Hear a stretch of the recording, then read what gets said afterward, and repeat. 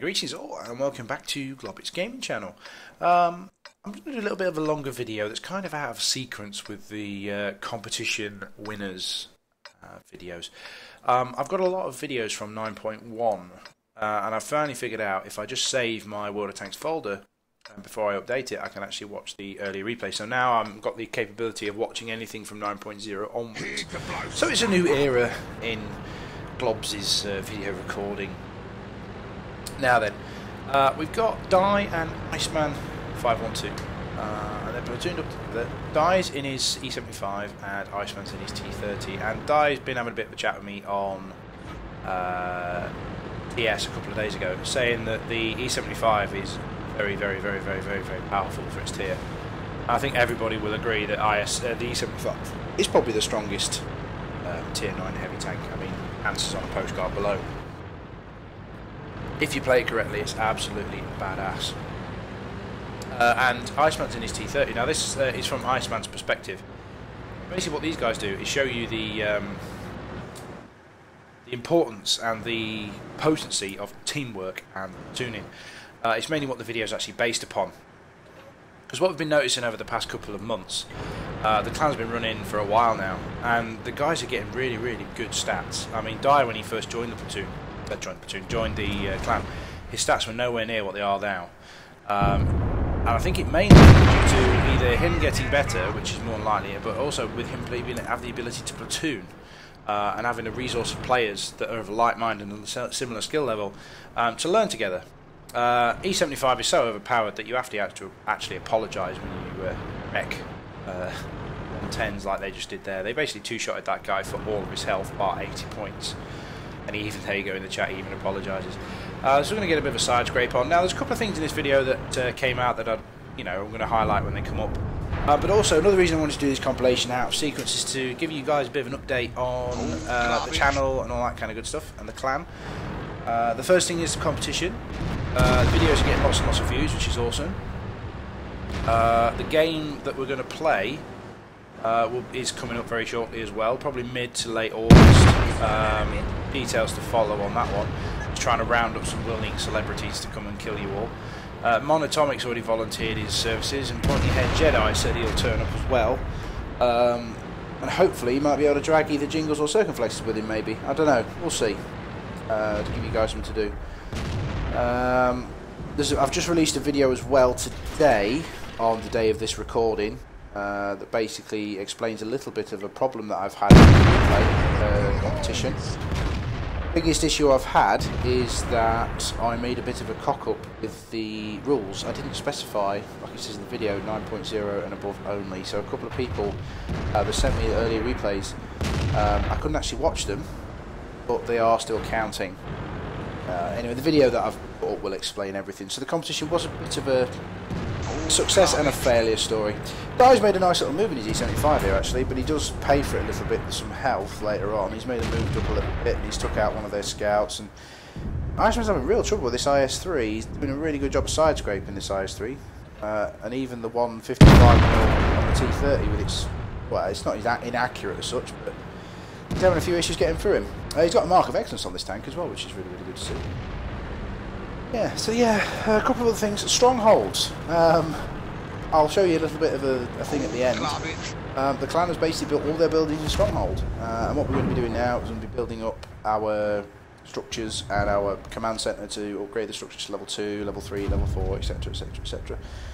So that's going really well. Is that a game mode you guys are enjoying? Because my guys are absolutely loving it. We had a bit of a session last night where we basically went on for at least 10 or 15 games, well, I don't think that many, about 10 games, and we absolutely thoroughly enjoyed it. I think it's a really good training tool. Oh, good shot there into the ISA. It's a really good training tool because it allows you to use a mixture of, you've got tier 6 option, you've got tier 8 option, you've got tier 10 option. And for what we've seen from the standard of the players that are actually in it, the Clan Wars players aren't really in it. The really top end, like Imber, Unicum Ninjas, aren't actually in it as such. It's more our kind of level, which is really good. You're not just getting your ass handed to you. And it uses pretty much what we found, all the map rotations as well. It uses nearly all of the maps, unlike team battles that only use a certain few. So it's really, really interesting mode of gameplay, because it actually gives you a purpose. Now, from what I've seen, you don't tend to get as much experience and credits from winning. And, well, if you get quite a bit if you win, you get fuck all if you lose. Now, Iceman in the game, back to the game, has noticed that this shenanigans up here has occurred. Basically, they've done a really strong push. And this Pershing here has basically done a complete circle of the map. He's running for his life. And our Jagdpanther isn't very happy with our STA-1, because apparently STA-1s are supposed to face down E-75s from the front, according to Mr. Jagdpanther there. Yeah, the Stronghold is really, really good, and it gives you in-game bonuses, which we're going to activate at certain points when the game's quite popular and lots of people playing in the clan. Now, this is a really, really good demonstration here of bush mechanics, okay? You can't see through the bushes, and he spots, well, you can see through the bushes, sorry, which allows him to spot any tanks coming from that A1, A2 corner. And he spots the AC-48. Now, that's a flush side shot. If we zoom in, that is an absolute perfect, picture-perfect shot. Well, not picture-perfect, but a pretty awesome shot at the 48. But what he does, this is how we use bushes, ladies and gentlemen. You don't take the shot, you back off until all you can see is the outline of the tank. Okay? All you can see is the outline, which means when he fires, he doesn't get spotted, because the bush was more than 15 metres away, therefore that AC-48 did not actually spot him. So that's one of the reasons I wanted to show you this replay. E-75, same deal. We can't see him, all we can see is his outline. We know we're going to kill him. Now, got problems now. T-30, very, very strong turret, not a very strong hull, and it's got a very, very, very long reload. I think it's around about the 15-16 second mark, if I remember rightly, with all the trimmings. And he goes back to the same position and spots the M445, which I would have thought this T29 could have dealt with an M445, but you know, you can't rely on your team. But it's a really narrow shot, so we've basically got to not leave the T29 to his fate, but we've basically just got to, you know, not waste the round, because if we do, we're going to basically leave ourselves open for 15-16 seconds, which is a bit of an issue. We've still got other tanks to worry about. Dies obviously said on TeamSpeak I can deal with this guy, but then a Jagdpanther appears, which we have been spotted by this Jagdpanther, who's backing off. We've got a Tiger as well. Now, at this particular point, we're in the shit, because that guy reloads a hell of a lot quicker, and so does he. So we're going to take an absolute beating trying to get back around this corner. Yeah, and he knows this, right, and he screams out for help. Di's just dealt with that AMX M4, and basically we're just getting absolutely creamed. No problem. This is one of the downsides to having the bigger gun and that longer reload, guys. If you come across somebody that has a faster reload time than you, they can absolutely decimate you in between reloads. That's something you can take advantage of if you're on the receiving end. You know, if you're the guy with the faster reload and you get smacked in the face for 700 health, sit there and shoot the guy for a couple of minutes. You know he's got a long reload. All comes down to knowing your tanks. But Iceman knows his tank, okay, and he knows the enemy tanks, and he's just not going to do anything. What he's basically doing here, instead of driving out front on, he's basically trying to adjust himself and sort of shimmy across to try and side scrape. These tanks are not that great at side scraping. The American hulls are not that great at side scraping. They're better than, well, I'll say they're not bad, but they're not great.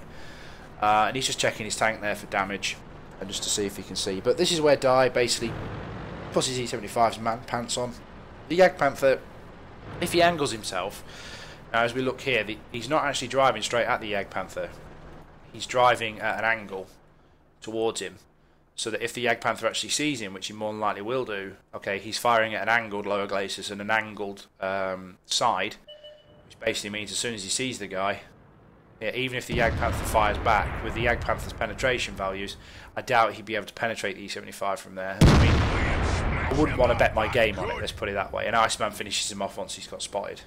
So what we've got left is a Waffenträger. Aufpanzer 4, or 4, as some people like to put it. Yeah, the Waffle Tractor 4. Now, Pershing. He's a red player, and he's played a really, really clever game here. I don't know if he actually meant to do it, but with him getting down here, he's done really, really well because he's lighting up this waffle trigger.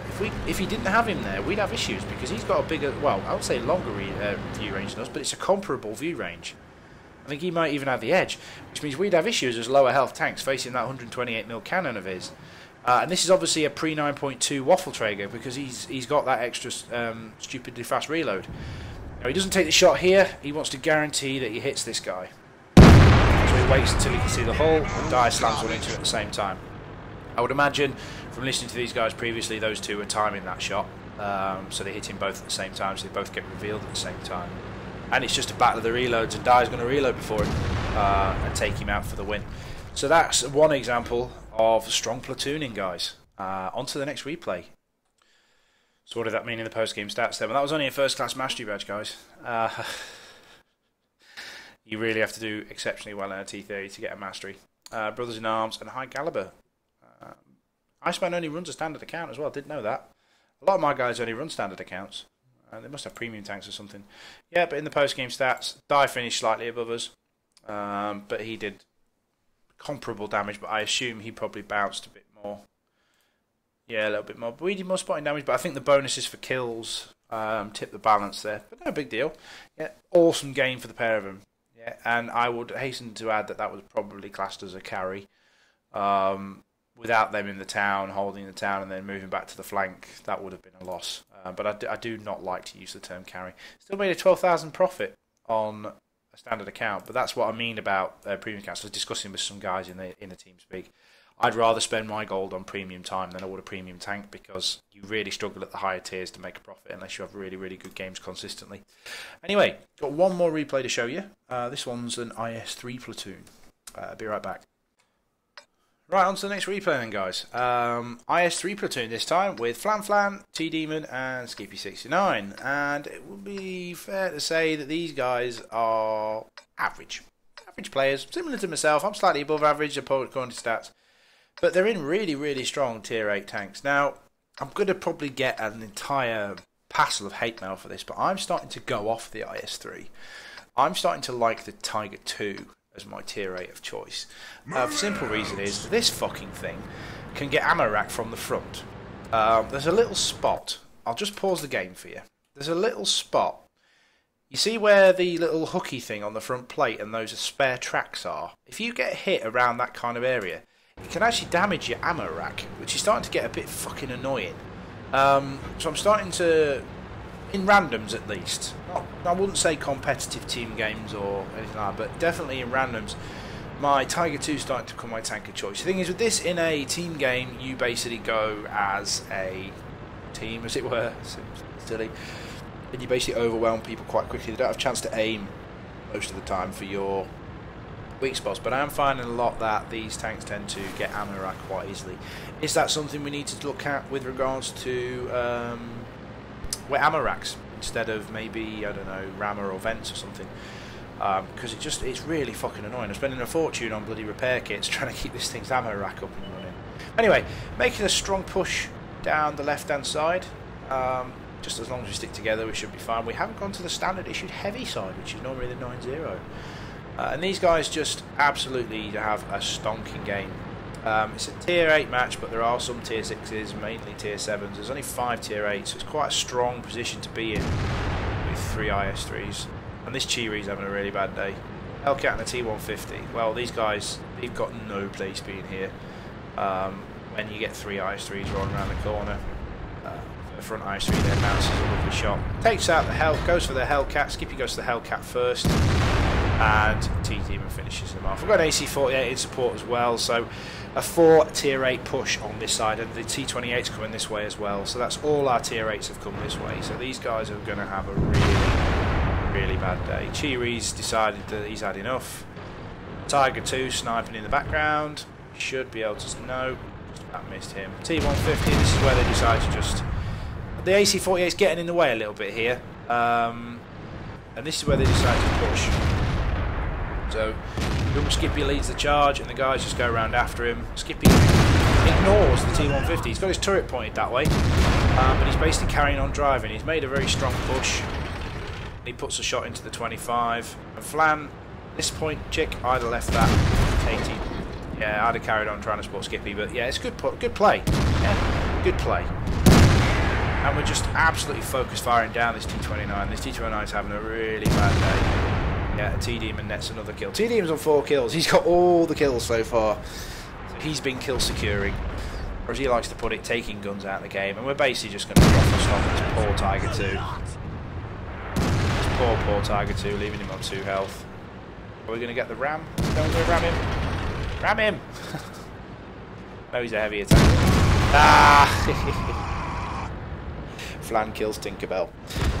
Oh, and the Hummel takes out the AC-48, which kind of, I'm not going to say it works in our favour, but it does kind of get him out of our hair. But a nice shot into the Borsig there. And we've basically just completely ruffle-stomped this entire flank. Brilliant play from everybody on this flank.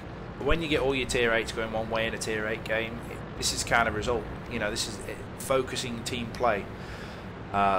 People get pissed off in randoms when this kind of shit happens, but this is how World of Tanks is supposed to be played. Sitting in bushes and shooting the fuck out of each other is not really how it's meant to be played. It's all a game of, this game is a game of manoeuvre. It really is. And Flan brilliantly there, blocking a shot for a T-Demon there on the injured tank. We've been playing that, practicing that in team battles quite a lot, in team training for team battles. Yag Panther 2, Yag Panther 2 would not have really turned my side here, but you're going to start taking shots from the hill. But you needed to take out the Yag Panther, which was good. Now, T-Demon, and let's just have an update. T-Demon is on low health, Skippy's on reasonably low health, so Flan's taking the lead. Hopefully she's like, nah, trying to get everybody to shoot at her, rather than her injured teammates. Can we kill the Tiger? Oh, we're aiming. Oh, we missed. Never mind. This is not a sniping cannon. But they've managed to pull it back to 8-8. And unfortunately, Team Demon gets taken out by the Comet up on the hill there. And he's putting some effective fire down on us now, which is kind of annoying. He's firing skill as well. But then again, against IS-3s at this kind of range, you probably need to. Boom. One thing I do need to bring out about this replay for Flan. Chick, you need to aim. Take a lot of the shots in this game in third-person view, but if it works, you know, I'd have aimed that shot. But never mind. But the only shot, this is the ironic thing about it, the only shot I've seen so far that you actually aim, you missed.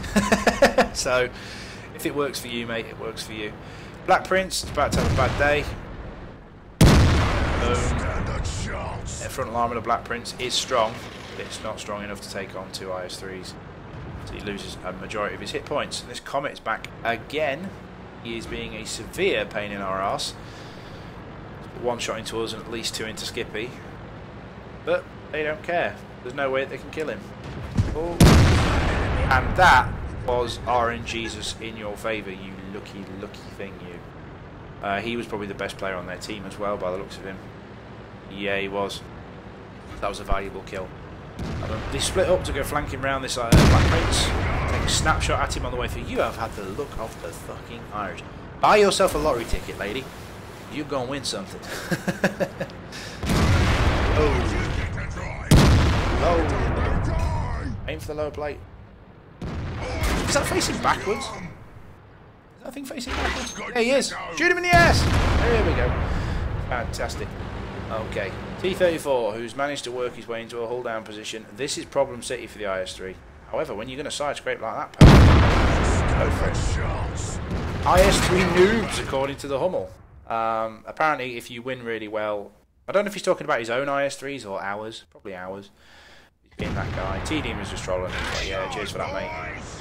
We basically killed 11 of your enemy team. Killed 11 players. Made that 12. And the T-29s decided to cap. Their enemy IS-3s taking on a T-28 prototype and a Hellcat, so that's not going to end well for him.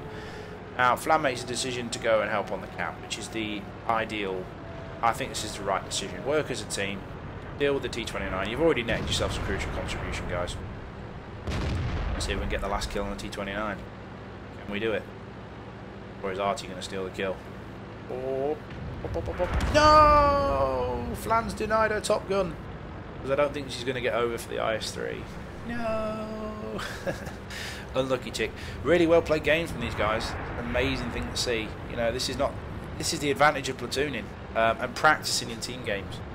You know, a lot of the things that we've been practicing in team battle training and all that kind of stuff has actually been implemented in this game and made them a lot more effective. So our trainer, our training team, Ojin and all those guys, yeah, you are making a difference. They are listening. Alright, they are making a difference. And that's GG. Well done. Let's have a check out the post-game stats on that one then. I don't know if Lan already had it, but that was her Mastery Badge game. Thoroughly enjoyed watching that game, and the previous one that I've just watched as well. Some of the stuff that's coming through these guys, I'm getting so proud. Oh, I'm so proud of my people. They're so cool. Yeah, they're all getting better. Some of them are getting better than me now. Stats are better than mine, the bastards. But anyway, we digress. I'm not bitter and twisted at all. We shared the love quite a lot amongst the enemy team as well. We didn't kill everything we shot at, but we did a suitable amount of damage. Most of them. Crucial contribution. Awarded to a platoon which destroys 12 enemy vehicles in one game. That is brilliant. I've only got, I think, 6 of those. They're very difficult to come by. The team as a whole, top 3. Now, some would argue they should have been because they're in IS3s, but when we say top, we mean top by a lot. Shout out to our artillery. Really good player there, 1600 damage, managed to get himself 4th position. And a shout out to the enemy IS3 as well. Unfortunately, for 3000 damage, it wasn't enough, my friend. And the Comet as well, 2375 damage, banging out skill rounds like a boss. Yeah, it's a really good play from him. And that's pretty much it, guys. I've just got one little thing to add on the end of this section. I'll just nip to my own garage. And last thing I wanted to talk about on this particular video is I have unlocked my Centurion 7.1, and there she is in all her glory. This is the thing about this vehicle. I noticed one a couple of months back, and this for me is probably the best looking tank in World of Tanks at the moment. And this is the stock version. The one with this top turret looks absolutely sexy. It really does. Now, for those of you thinking of grinding towards this tank for the upcoming getting rid of the 4202, basically what's happening, guys, is they're getting rid of this thing.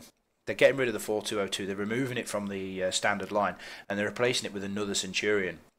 And what this means, the FV4202 is going to lose that Royal Ordnance gun and get given the 20-pounder and be made into a premium tank. So my aim is to get this thing completely unlocked, and as you can see, it is pretty much completely stock, and own this tank before they decide to do that. Because what happened in the future, in previous expansions basically, is if you have the tank they're going to turn to a premium tank, you get a free premium tank, which to me is awesome.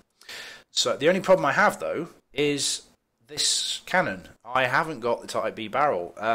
Most people have gone up the heavy line, unlocked the Type B barrel on the heavy line, so I've got a hell of a grind ahead of me. I'm probably going to go tracks, gun, turret, gun, engine, because the engine isn't really that much. Well, it is an upgrade, but it's 45,000 credits. I'd rather have the gun than the engine. We'll see on that though. We'll see how I get on.